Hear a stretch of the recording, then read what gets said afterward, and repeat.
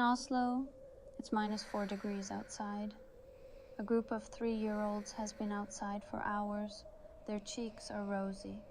The buttons on their coats are undone. They're wandering around in a completely frozen puddle of mud. Most people would panic, but here they practice Scandinavian parenting. Everyone is a calm parenting expert. No one says, be careful. No one says, don't get dirty. Don't.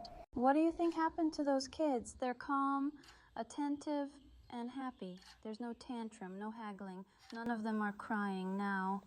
Think about your own morning. Would you rather fight over shoes or have a breakfast that turns into a hostage negotiation and that feeling of exhaustion that sets in before 8 a.m., even though you haven't even left the house yet? Does that sound familiar?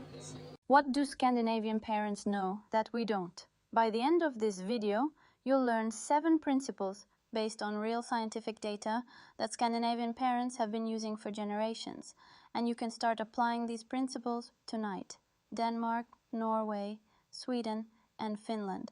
They topped the World Happiness Report for 7 years in a row, not just for adults, but for children too. I already know what you're thinking. Sure, they have free health care, a year of parental leave, excellent social systems. That has nothing to do with me. You're absolutely right to think that way. However, research at the University of Copenhagen and the Karolinska Institute in Stockholm has revealed that these are not Scandinavian principles, but rather biology-based. They work according to how each child's nervous system develops, yours, mine, and everyone's. These are not cultural secrets. These are human truths that Scandinavian culture has preserved while we are slowly destroying them. The first principle has a Norwegian name that doesn't have an English equivalent. Friluftsliv. It means outdoor living. In Scandinavian culture, this isn't just a weekend activity. It's done every day, and there's never any bargaining involved, rain or snow. Even in -10 degrees Celsius, the children go outside every day. Norwegian kindergarten teachers put it plainly. There's no such thing as bad weather, only bad clothes. Now, ask yourself this. When was the last time your child spent 2 hours outdoors, completely free to do as they pleased, not at a sports practice or in a supervised playground, just outside, without any restrictions? Neurologically speaking, here's what happens. Cortisol, the stress hormone, the fuel for every tantrum, drops. A 2019 study conducted across 12 countries revealed that children who regularly spend time outdoors exhibit significantly fewer behavioral issues and better emotional regulation across all cultures, climates, and income levels. A body in motion is a system that has released its tension, and a system that has released its tension doesn't need to do so through a tantrum. Here's the fact that shocks Western parents. In Sweden, Denmark, and Finland, formal academic education doesn't begin until age 7. There are no reading lessons at age 4, no structured writing lessons at age 5. Before age 7, everything revolves around a single word, play. So if they start so late, why do 15-year-olds in Scandinavia consistently outperform children who started at age 4 in every international assessment? Because a child's brain between the ages of 2 and 7 is not ready for abstract symbolic learning. This brain is optimized for the development of emotional intelligence, creativity, and intrinsic motivation. When you load academic tasks onto an unprepared brain, you don't accelerate learning, you create anxiety. Every parent is surprised by this. Scandinavian parents don't say good job, not reflexively, not automatically. Instead, they focus on the effort. This is called ros. In other words, uninflated praise. Try these. When your first attempt didn't work, you found another way. Or, you didn't give up, even though it was hard. Carol Dweck's research at Stanford proved that general praise, such as "you're so smart" or "you did a great job," leads to the development of a fixed mindset. Children begin to avoid challenges because failure threatens their self-image. Effort-based feedback, however, fosters a growth mindset. Struggle becomes a learning opportunity. Resilience grows. Additionally, Scandinavian parenting eliminates all external reward systems, sticker charts, reward boxes, screen time as a reward, because when you attach an external reward to a behavior a child already finds meaningful, intrinsic motivation quietly fades away. Remove the sticker and the behavior disappears. Let's consider the child's perspective. This means seeing things from the child's point of view.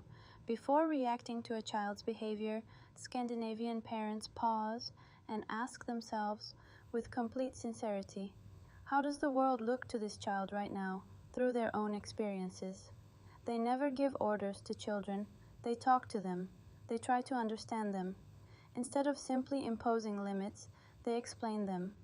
Research on authoritative parenting, warm with clear and explanatory boundaries, consistently shows the best outcomes in terms of emotional regulation and long-term mental health.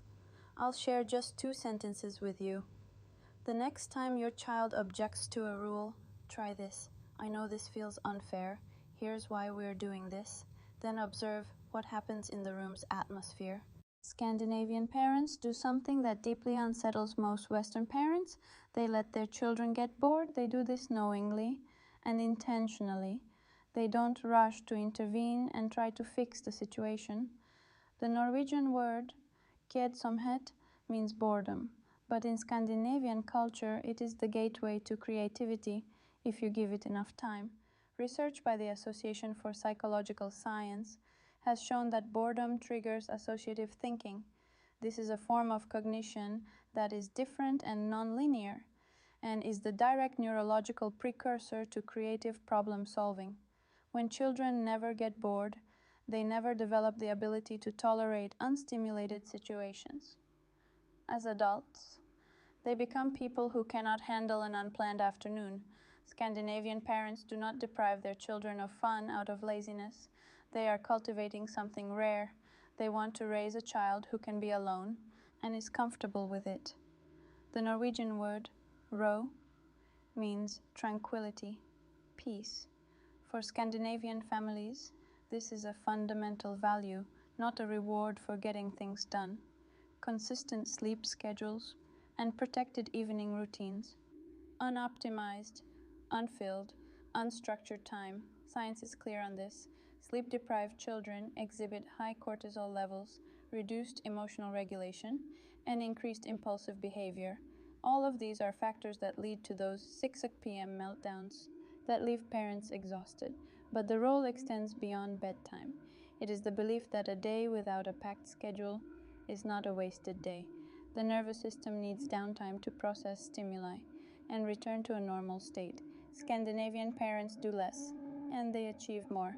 This is the most important principle of all. When a Scandinavian child has a tantrum, which they do, because children everywhere have tantrums, the parent doesn't send them to their room. They don't give a timeout and walk away. The parent stays calm, simply approaches, and looks at them calmly. This is samregulering, or co-regulation. Here's the neuroscientific explanation.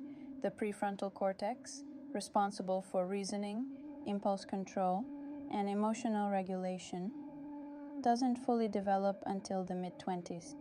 In a young child experiencing intense emotions, this region effectively shuts down. The child isn't choosing to act irrationally. It is literally impossible for their brain to function rationally at that moment. Timeouts say, go regulate yourself on your own, but they can't. What they're experiencing isn't reflection, it's abandonment, the most triggering signal a child's nervous system can receive. Co-regulation, on the other hand, says something entirely different. I know you can't calm down right now. I'll stay calm with you, and you can borrow mine until you find your own. Emotional regulation is actually established this way, not through isolation, through presence. Timeouts teach suppression. Suppressed emotions don't disappear, they accumulate, and later resurface in a bigger and harder to manage way. Scandinavian parents don't view a crisis moment as misbehavior that deserves punishment. They see it as a lack of skill that needs to be taught, and teaching happens through presence, not through distance. I want you to really think about this. Each of these rules essentially reflects the same shift in mindset. Instead of asking, how can I stop this behavior? Ask, what does my child need right now that they don't currently have? Instead of trying to control them, you should be curious and try to understand the reason behind their behavior.